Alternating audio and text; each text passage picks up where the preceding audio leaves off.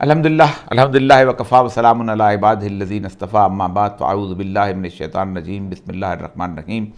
رب اشرح لی صدری ویسر لی امری واحلل عقدۃ من لسانی یفقہوا قولی صدق اللہ العظیم۔ معزز خواتین و حضرات، ایک طویل عرصے کے بعد آپ کے سامنے حاضری کا شرف حاصل ہو رہا ہے۔ اس کی بنیادی وجہ دراصل رمضان کی مصروفیات ہیں، اور اس کے اندر چونکہ سحری کی نشریات میں بھی ریکارڈنگ میری ہو رہی ہوتی ہے، اور معمول کا پروگرام بھی چل رہا ہوتا ہے، اور کالم بھی چل رہے ہوتے ہیں، اس لیے آپ سے مخاطب ہونے میں تھوڑی سی دیر ہوگی، جس کے لیے معذرت خواہ۔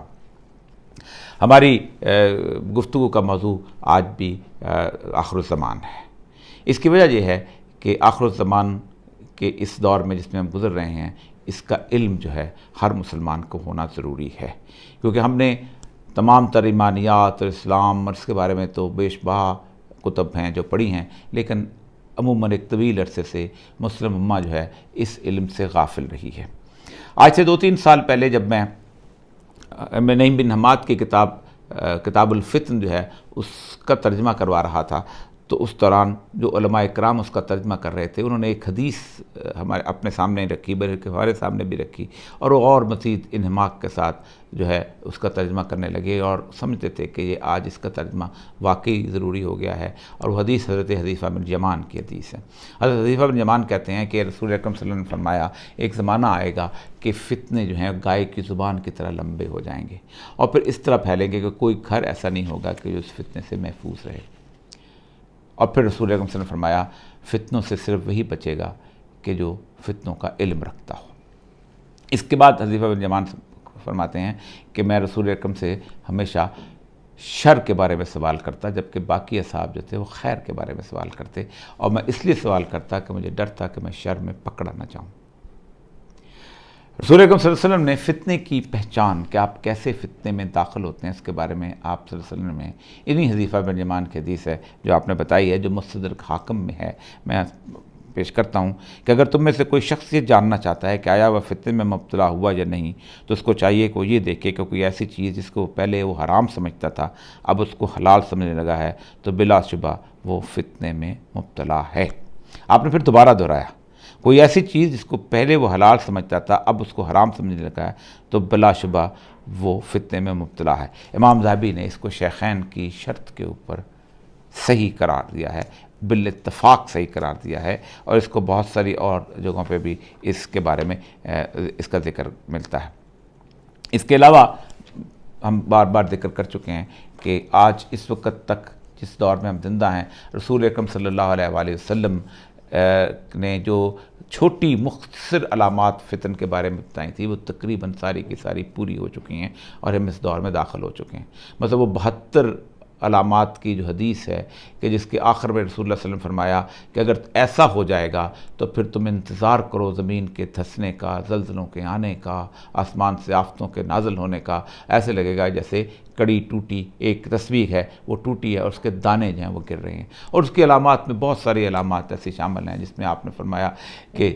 رذیل لوگ جو ہیں وہ دنیا میں قبیلے کے بہترین سربراہ ہو جائیں گے، ہر امت کا منافق جو ہے اس کا سربراہ بن جائے گا، گھر گھر گانا ہو جائے گا، سود عام ہو جائے گا،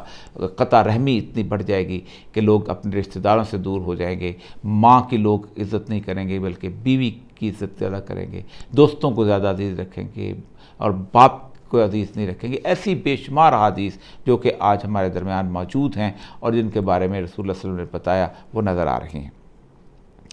عموماً ان علامات کے بارے میں بھی ایک زمانے میں لوگ کہا کرتے تھے کہ شاید یہ ایسی نہ ہوں، لیکن آج کے جدید خیالات رکھنے والے لوگوں نے اس کو حدیث سے زیادہ ایلز آف دا ماڈرنائزیشن کا نام دیا ہے۔ یہ جدیدیت کے تحفے ہیں، یہ تو ہمیں لینے ہوتے ہیں، یہ گاؤں میں نہیں ہوتے، دیکھو شہر میں ہوتے ہیں، اربن ایریا میں ہوتے ہیں، تو یہ کوئی نئی بات تھوڑی کر دی ہے رسول اللہ صلی اللہ علیہ وسلم نے۔ یہ تو ویسے روٹین کی بات ہے کہ جو ہر کوئی فلاسفر یا ہر کوئی سوشیولوجسٹ کرتا ہے۔ اللہ تعالیٰ جب کسی آدمی کے ذہن پہ پردے لگا لیتا ہے، سمن بکمن امین والی بات ہو جاتی ہے، تو پھر ایسے ہی سوچتا ہے۔ ایلز آف دا اربنائزیشن، بڑے شہروں کے تحفے ہیں، بڑے شہروں میں یہی ہوتا ہے، سوشل کنٹرول ختم ہو جاتا ہے، لوگ چلے جاتے ہیں۔ لیکن گزشتہ کو 20-25 سال سے رسول اکرم صلی اللہ علیہ وآلہ وسلم نے جو بڑی علامات بتائی تھیں، جب ان کے ظہور کا لمحہ آیا تو یہ سارے کے سارے لوگ جو ہیں یہ حیران و پریشان رہ گئے کہ 57 ملک ہیں مسلمانوں کے، برنائی سے لے کے تیونس تک، صرف وہی جگہ فساد ہو رہا ہے جہاں رسول اللہ صلی اللہ علیہ وسلم نے نشاندہی کی تھی۔ عراق ہی جل رہا ہے، شام ہی جل رہا ہے، یمن ہی جل رہا ہے، کسی اور جگہ کچھ نہیں ہوتا۔ بر صغیر پاک و ہند میں سندھ اور ہند کی ہی کشمکش ہے جو بعد میں ہند کی لڑائی کے اندر آئے گی، اور جس کے بارے میں بشارت دی، تو پھر اس کے بعد جو ہے لوگ خاموش سے ہو گئے۔ تو آج اصل میں ایک ایسی حدیث کے بارے میں گفتگو کرنا چاہتا ہوں کہ جس حدیث کے متعلق وہ لوگ بھی جو اسماء اور رجال کے حساب سے یہ باتیں کیا کرتے تھے کہ امام مہدی کا آنا کھڑی ہوئی حدیث ہے۔ کچھ لوگوں نے کالے جھنڈے عباس کے تھے، عباس بن جو تھے، عباس بن عبد المطلب عباسیوں کے جھنڈے تھے، تو اس کو وجہ سے کر لیا۔ کچھ نے کہا کہ ابو مسلم خراسانی چونکہ وہاں سے تھا تو تشیع جو ہے وہ بہت زیادہ اس کو سمجھتے تھے اپنے ساتھ، تو ان کے کالے جھنڈے انہوں نے وہاں خراسان کو زیادہ اہمیت دے دی۔ کچھ اور بہت ساری توجیحات اس کی کرتے تھے، بنی امیہ کے بارے میں کہتے تھے اس کی مخالفت میں بن گئی، کچھ کہتے تھے بنی ہاشم کی مخالفت میں بن گئی، طرح طرح کی چیزیں، لیکن ان میں سے بھی حدیثوں کی ہزاروں احادیث کے دفتر ایسے موجود ہیں جس کا کوئی تعلق نہیں بنتا اس دور کے ساتھ کہ وہاں کوئی سوچے کہ ہند کا جہاد ہوگا، اس جہاد میں فضیلت حاصل ہوگی۔ تو ہند تو اس وقت عرب کا معاملہ یہ تھا کہ حضرت عمر نے جب ہند میں لوگ بھیجے تھے، جب مکران کے ساحل پہ آئے تھے تو واپس بھیج دیتے، نہیں ہمیں کوئی ضرورت نہیں جانے کی۔ لیکن اسی طرح یورپ روم کے علاقے کے بارے میں جو حدیث ہیں کہ رومنز آئیں گے اور رومنز جو ہیں وہ لڑیں گے اور آماک اور وامک کے مقام پہ لڑیں گے اور یہاں سے جائیں، یہ ساری حدیثیں جو ہیں ان کا اس وقت کسی قسم کا کوئی تعلق نہیں بنتا تھا کہ جو اس وقت لوگوں نے تخلیق کی بیان کی، وہ تخلیق نہیں ہو سکتی تھی، ظاہر بات ہے خاص کسی مقصد کے لیے، کوئی مقصد نہیں تھا۔ لیکن اس سب کے باوجود ان ساری احادیث کے علاوہ ایک حدیث جس کے اوپر کوئی شخص جو شدید ترین منکری حدیث بھی ہو، وہ بھی اس حدیث کو علامات قیامت میں سمجھتا ہے کہ یہ واقعی یہ حدیث جو ہے یہ سچ ہے اور اس حدیث پر ایمان لے آتا ہے۔ اسی لیے آج میں نے اپنی گفتگو کا جو موضوع ہے وہ اسی حدیث کو رکھا ہے۔ یہ حدیث جو ہے یہ 5 مختلف احادیث کی کتب کے اندر یہ حدیث جو ہے یہ درج ہے، اور اس حدیث کے راوی ہیں سیدنا عمر بن خطاب، اور ایک اس کے راوی حضرت ابو ہریرہ ہیں، اور اس کے ساتھ عبداللہ بن عباس سے بھی یہ حدیث جو ہے روایت ہوتی ہے۔ مسلم اور بخاری میں تو یہ حدیث موجود ہے۔ اس حدیث کو حدیث جبرائیل کہتے ہیں۔ یہ حدیث رسول اکرم صلی اللہ علیہ وآلہ وسلم کی اس دنیا سے پردہ کرنے سے طرح سے پہلے کی حدیث ہے۔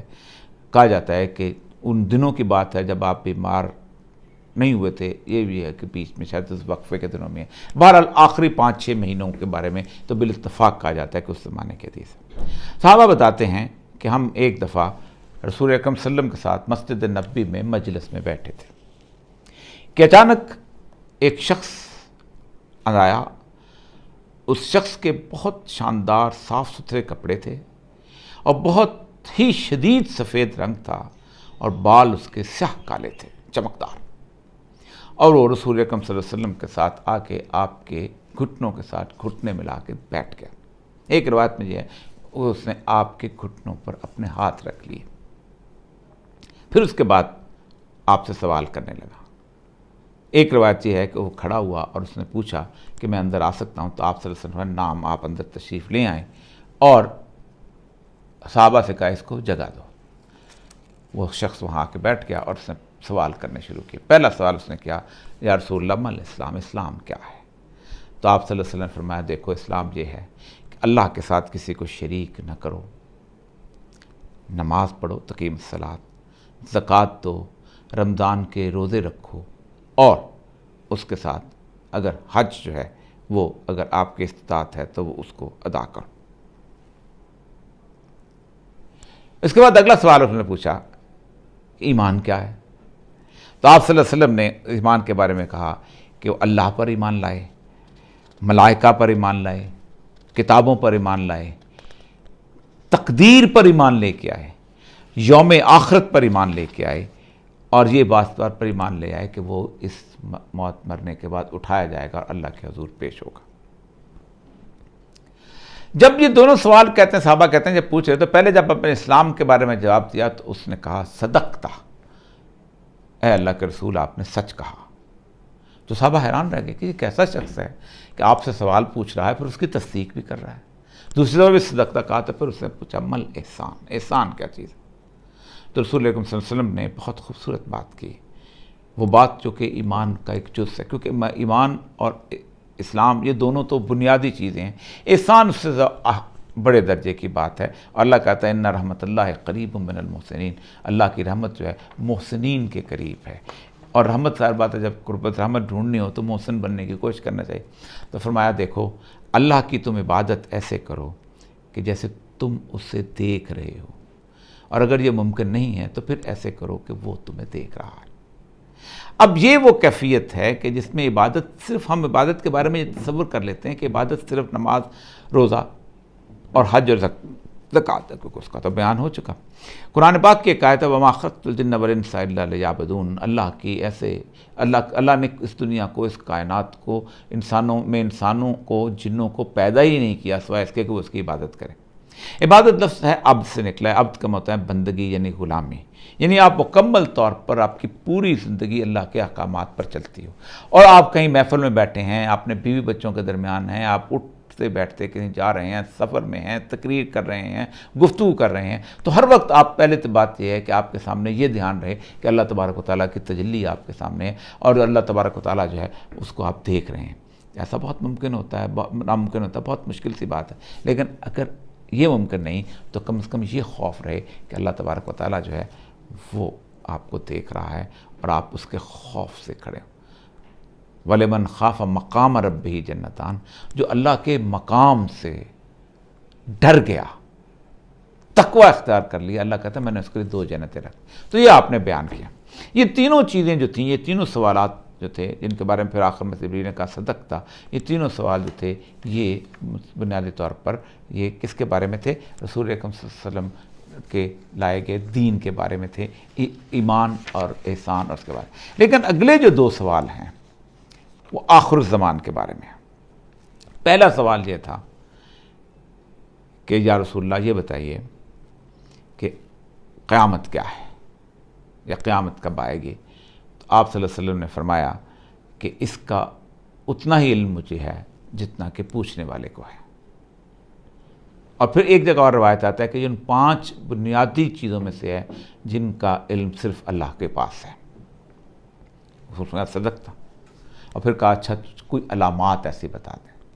تو آپ صلی اللہ علیہ وسلم نے 2 علامتیں بتائیں، ان میں سے ایک ہے ان تلد الامۃ ربتہا، کہ جب لونڈی اپنی مالکن کو پیدا کرے گی، جنے گی۔ اور دوسری علامت یہ بتائی کہ جب ننگے پاؤں اور ننگے بدن چلنے والے چرواہے، سمن بکن، گونگے بہرے چرائے، اونچی اونچی عمارتیں بنانے کے اندر ایک دوسرے میں مقابلہ کرنے لگے، بلند و بالا عمارتیں۔ یہاں پر جبریل نے کہا، یہاں پر اس شخص نے کہا صدق تھا، اور پھر اس کے بعد وہ چلا گیا۔ تو رسول اکرم صلی اللہ علیہ وسلم نے صحابہ سے پوچھا کہ تم میرے پہچانتے ہو؟ تو انہوں نے کہا ہمیں تو بالکل نہیں پتہ، نہ تو ہمارے پاس کسی کوئی مہمان تھا، نہ قریب میں کسی جگہ کا تھا کہ ہم بتا دیتے، اور دور سے کوئی آثار بھی نہیں تھے۔ تو آپ نے فرمایا یہ جبرائیل علیہ السلام تھے، اور اس کے بارے میں جو بات رسول اکرم صلی اللہ علیہ وسلم فرمائی کہ ایک آئے تھے یعلمکم دینکم، یہ تمہارے دین کے بارے میں علم دینے کے لیے آئے تھے۔ ایک اور جگہ آتا ہے کہ جو سوال تم نہیں پوچھتے ہو یہ ان کے بارے میں بتانے کے لیے آئے تھے جو اکثر تم نہیں پوچھتے ہو۔ صحابہ ظاہر بات ہے رسول اللہ صلی اللہ علیہ وسلم کی سنت کو دیکھ کے پیروی کر رہے ہوتے تھے۔ تو یہ ایک حدیث جبریل میں دین کے علم کو 5 احادیث کے اندر، 5 جگہوں کے اندر، 5 سوالوں کے اندر کیا گیا، جن میں سے 3 سوالات جو ہیں وہ ایمان، اسلام اور احسان کے بارے میں ہیں، جبکہ 2 سوالات یعنی تقریباً 40% علم جو ہے وہ آخر الزمان کا علم ہے۔ اب اس میں ایک حدیث تو اتنی واضح ہو چکی ہے، ایک علامت تو اتنی واضح ہو چکی ہے کہ مجھے بتانے کی اب ضرورت ہی محسوس نہیں ہوگی۔ وہ لوگ جو حدیث میں رسول اللہ صلی اللہ علیہ وسلم کی پیشگوئی کا انکار کرتے تھے ان کو علم ہونا چاہیے کہ آج یہ برج خلیفہ بن رہا ہے تو فلانا ٹاور بن رہا ہے. کسی زمانے میں کبھی امپائر اسٹیٹ بلڈنگ دنیا کی بڑی بلڈنگ ہوتی تھی, پھر اس کے بعد ملیشیا کا ٹاور بن گیا, اور پھر اس کے بعد سائرس ٹاور شکاگو کا بن گیا, پھر ورلڈ ٹریڈ سینٹر بن بھی گیا, تباہ بھی ہو گیا. آج اگر کہیں کوئی مقابلہ ہو رہا ہے تو ان لوگوں کے آپس میں بلڈنگیں بنانے سے تعلون ان لوگوں کے درمیان ہو رہا ہے کہ جو عرب کے بدو چرواہے اور جو کہ ننگے پاؤں چلنے والے تھے. اور ایک جگہ اس حدیث میں آتا ہے کہ کسی نے سوال پوچھا کہ آپ صحابہ میں سے کہ یہ کون ہیں, تو فرمایا یہ عرب کے وہ لوگ ہیں. اور آپ دیکھ لیجئے گا کہ قطر لے لیں, بحرین لے لیں, ابوظہبی لے لیں, جدہ کے امارات دیکھ لیں, دنیا میں بلند و بالا امارات میں ان کے اوپر سے اوپر کے منزلوں کی منزلیں بڑھانے پہ مقابلہ ہو رہا ہے. لیکن دوسری جو علامت ہے, اس علامت کے بارے میں ذرا تفصیل سے گفتگو کرنا چاہتا ہوں, اور اس کے بارے میں اس علامت کو ایلیبریٹ کرنے کے لیے لاتعداد احادیث موجود ہیں. رسول اکرم صلی اللہ علیہ وسلم کی قیامت کی نشانیوں کے بارے میں یہ بات طے ہے کہ آپ نے اس کو استارے میں بیان کیا ہے, تشبیہ میں بیان کیا ہے, اور آپ کو اس تشبیہ اور استارے کے حساب سے اس کے مطالب ڈھونڈنے ہوتے ہیں. اور محدثین اس بات پہ متفق ہیں سوائے ایک چیز کے, جہاں آپ نے قسم کھا کے کہا کہ ایسا ہوگا تو وہاں پر آپ ویسے ہی ہوگا. اور سب سے اہم ترین قسم جو آپ نے کھائی ہے کہ اللہ کی قسم جس کے قبضے میں محمد صلی اللہ علیہ وسلم کی جان ہے, تو میں عیسیٰ ابن مریم ضرور آئیں گے. تو عیسیٰ ابن مریم کا مطلب یہ ہے کہ مریم کے بیٹے عیسیٰ واپس آئیں گے. کوئی مرزا غلام احمد قادیانی کسی اور دوسری ماں کا بیٹا یہاں پر موجود نہیں, یا کوئی اور نہیں آئے گا, یا کوئی مسلمہ کذاب جو ہے کسی دوسری ماں کا بیٹا, تو وہ بیان ہی ویسے ہوگا. باقی حدیث کے بارے میں آپ تشبیہ سے کام لیتے ہیں. اسی لیے میں اکثر کہا کرتا ہوں کہ اگر دنیا جہان یہ سوچتی کہ فرات کے کنارے جو سونے کا پہاڑ دریافت ہوتا تو آج رسول اللہ صلی اللہ علیہ وسلم کی حدیث کا کتنے آسانی سے انکار کر دیتے کہ گیما ریز ہو چکے ہیں, زمین کے خزانوں کے بارے میں نیچے سروے ہو چکے ہیں, جیولوجیکل سرویز ہو چکے ہیں, ہم نے زمین کے اندر سوراخ کر کے دیکھ لیا, خزانے کا پہاڑ تو کوئی نہیں. لیکن آج اگر اس تشبیہ کو دیکھیں تو آپ حیران رہ جاتے تھے کہ دنیا میں رسول اللہ صلی اللہ علیہ وسلم نے اس وقت اس ساری کیفیت کو کیسے دیکھا تھا کہ آج سے 100 سال پہلے کہا گیا کہ تم کاغذ کے نوٹ استعمال کرو گے اور اتنے ہی کرو گے جتنا سونا تمہارے پاس ہے. یعنی یہ کاغذ بنیادی طور پر نوٹ نہیں ہے, وہ سونا اصل میں جو ہے وہ اس کی جو اسٹرینگتھ رکھی گئی ہے, جو اس کی ایکویولنس رکھی گئی ہے, وہ چیز ہے. پھر اس کے بعد 1973 میں جب لوگوں نے امریکہ سے, خصوصاً فرانس سے جب اپنے سونا مانگنا شروع کیا تو امریکہ نے کہا کہ نہیں, اب سونا جو ہے ایکویولنس نہیں ہوگا, اب goodwill of the country equivalence ہوگی. اور ڈالر کو کس سے منسلک کر دیا گیا؟ پیٹرول سے منسلک کرتے ہیں, جو فرات کے کنارے بہت زیادہ تھا, اور پیٹرو ڈالر ملا. یعنی سونے کے مقابل میں کیا چیز آ گئی اسٹینڈرڈ کے طور پر؟ پیٹرول آ گیا. اور اس پیٹرول کا وہ جو خزانہ, وہ جو پہاڑ برآمد ہوا, اس پر جو لڑائی شروع ہوئی ہے 1910 میں, جب کمال پاشا کی فوجوں کے ساتھ جہاں بر صغیر سے بھی لوگ گئے تھے, اور 10,000 پنجابی, اور خاص طور پہ مجھے بڑی تکلیف ہوتی ہے کہتے ہوئے, ہنڈالی کے علاقے سے وہاں جا کے لڑے تھے, مارے بھی گئے تھے, اور انہوں نے خلافت عثمانیہ کو شکست دی تھی. اس کی بنیادی وجہ یہ تھی کہ تیل کے ذخائر کا وہاں اندازہ ہو گیا. اس کے بعد عراق کی جو جنگ چلی ہے, پھر اس کا فلسطین کی جو جنگ چلی, اس پورے خطے کے اندر جو آگ اور خون کی ہولی کھیلی جا رہی ہے صرف اس وجہ سے. اور آپ صلی اللہ علیہ وسلم نے فرمایا تھا کہ 99 لوگ مر جائیں گے اگر 100 کسی کے بیٹے ہوں گے. تو یہ علامت آج کافی پوری ہوتی ہوئی نظر آتی ہے. لیکن اگر ہم اس کو تمثیلی طور پر لیں, یہاں پر جو تمثیل بڑی زبردست ہے کہ لونڈی اپنی مالکن کو جنم لے گی. اس کے لوگ بہت ساری تشبیہات کرتے ہیں. ایک جو کہتے ہیں کہ سروگیٹ مدر جو ہے وہ آج کل آپ دنیا میں بڑی مشہور ایک تصور پایا جاتا ہے کہ ایک عورت کو لیتے ہیں, اور وہ عورت جو ہے وہ اس کے اندر اگر کوئی بچہ پیدا نہیں کر رہی ہوتی, اس قابل نہیں ہوتی, تو اس کے جسے کہتے ہیں یوٹرس میں اس کا نطفہ رکھ دیا جاتا ہے خامند کا, اور وہ اس کو پیدا کرتی ہے, اور پیدا کر کے مالکن کو دے دیتی ہے, اور اس کے اکثر مالکن ہوتی ہے. اور یہ جو ہے یہ بڑی بڑی رسول اللہ کی حدیث کو بڑا محدود معنی پہنانے والی بات ہے. دوسرا معنی بھی کسی حد تک نزدیک ہے کہ اولاد جو ہے بہت نافرمان ہو جائے گی پوری دنیا کے اندر, ہو گئی ہے, بہت حد تک ہو گئی ہے, اور یہ بھی ہے. لیکن یہ بیسیکلی رسول اللہ صلی اللہ علیہ وسلم نے بتایا کہ وہ تمام کا تمام جو سسٹم تھا جو کہ 1400 سال سے قائم تھا, وہ مکمل طور پہ الٹ جائے گا. یعنی آپ صلی اللہ علیہ وسلم جب رذیل لوگ بہترین مقام پہ آ کے کھڑے ہو جائیں گے, گھٹیا لوگ جو ہیں قبیلوں کے سربراہ بن جائیں گے، منافق جو ہے وہ اوپر آ جائیں گے۔ جب ویلیو سسٹم جو ہے مکمل طور پر ختم ہو جائے گا، یعنی ایک ایسی جگہ کہ جہاں انسان نے جو مشہور جو تھیوری ہے، مارگن کی جو تھیوری چلی آ رہی ہے، یا اس کی ہیگل کی جو فلسفہ پہ تھیوری چلی آ رہی ہے، کہ جس میں وہ کہتا ہے کہ اس کائنات کے اندر ایک تھیسس ہوتا ہے، وہ ایک طویل عرصے کچھ اخلاقی اقدار چلتی ہیں، پھر اس کے بعد ایک مکمل طور پر اینٹی تھیسس چلتا ہے، اس اقدار کی توڑ پھوڑ شروع ہو جاتی ہے، اور پھر مکمل طور پر شکست اور ریخت کے بعد درمیان میں وہ کہتا ہے عقل کل، تو اللہ کل کہتا ہے، ہم کہتے ہیں اللہ تبارک و تعالیٰ ان کے درمیان صلح کرتا ہے اور ایک نئی اخلاقیات جو جنم لیتی ہیں۔ ایسا نہیں ہے، بنیادی طور پر اخلاقیات ایک ہی ہیں جو ازل سے لے کے ابد تک چلی آ رہی ہیں، ایک ہی لائف سٹائل ہے کہ جو انسان اختیار کرتا ہے، اور اس لائف سٹائل کو چیلنج کرنے کے لیے اللہ تبارک تعالیٰ اپنے انبیاء کو بھیجتا ہے۔ وہ جو طریقتکم المثلیٰ کہا گیا ہے، وہ جو لائف سٹائل کہا گیا ہے، فرعون کے دربار میں بھی جب فرعون کے جادوگر جو تھے وہ انتظار کر رہے تھے کہ موسیٰ اور ہارون آج آ رہے ہیں، تو انہوں نے، قرآن کہتا ہے کہ انہوں نے آپس میں مشورہ کیا اور کہا دیکھو ان لوگوں کو آج تم مل کے پکڑ لو، ورنہ یہ کیا ہوگا، یہ دو کام کریں گے، ایک تو تمہیں تمہارے علاقے سے بے دخل کر دیں گے، اور یہ اتنی بڑی بات نہیں ہے، یہ تم سے تمہارا طریقتکم المثلیٰ آئیڈیل لائف سٹائل چھین لیں گے۔ اور آئیڈیل لائف سٹائل کیا تھا کہ یہ تم جو تعیش ہے، یہ جو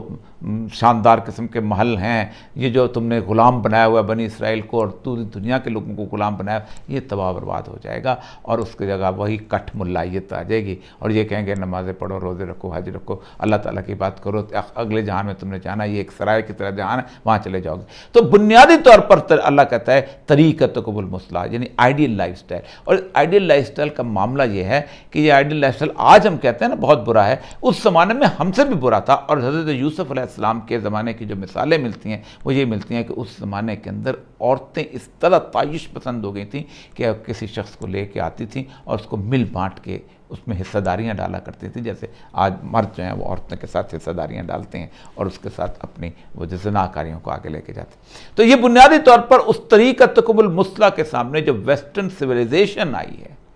جس نے وہ سب کچھ بدل کے رکھ دیا، اس خاندانی نظام کو بدلا ہے، اس معاشرتی اقدار کو بدلا ہے، اس اللہ کے خوف کو بدلا ہے، اور وہ مکمل طور پر ایک آئیڈیل لائف سٹائل ہے جس کو پیدا ہے، وہ جسے کہتے ہیں کہ جو بات ہے کہ تلد اللمۃ ربتہا، لونڈی اپنے آقا کو جنم دے گی، یعنی وہ چیزیں جو کہ رول کرتی تھیں، جو اقدار رول کرتی تھیں، جو معاشرت کا طرز رول کرتا تھا، جو خوف خدا رول کرتا تھا، اور جو نفس کی خرابیاں اور برائیاں